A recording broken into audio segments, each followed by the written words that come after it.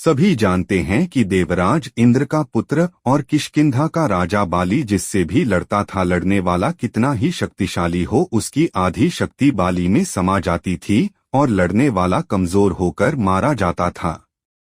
बाली ने सुग्रीव की पत्नी और संपत्ति हड़पकर उसको राज्य से बाहर धकेल दिया था। यही कारण था कि प्रभु श्री राम ने सुग्रीव से अपने बड़े भाई बाली से युद्ध करने को कहा और इसी दौरान श्री राम ने छुपकर बाली पर तीर चला दिया और वह मारा गया।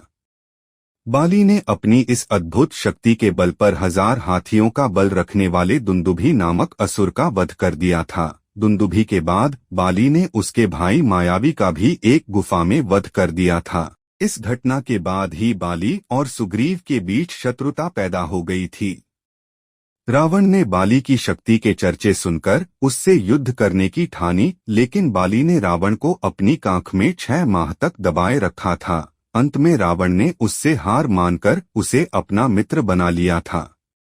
रामायण के अनुसार बाली को उसके धर्मपिता इंद्र से एक स्वर्ण हार प्राप्त हुआ था। इस हार की शक्ति अजीब थी। इसी हार के कारण बाली लगभग अजेय था। उसने कई युद्ध लड़े और सभी में वह जीता। इस स्वर्ण हार को ब्रह्मा ने मंत्रयुक्त करके यह वरदान दिया था कि इसको पहनकर बाली जब भी रणभूमि में अपने शत्रु का सामना करेगा तो उसके शत्रु की आधी शक्ति क्षीण हो जाएगी और यह आधी शक्ति बाली को प्राप्त हो जाएगी। यही बाली की शक्ति का राज था।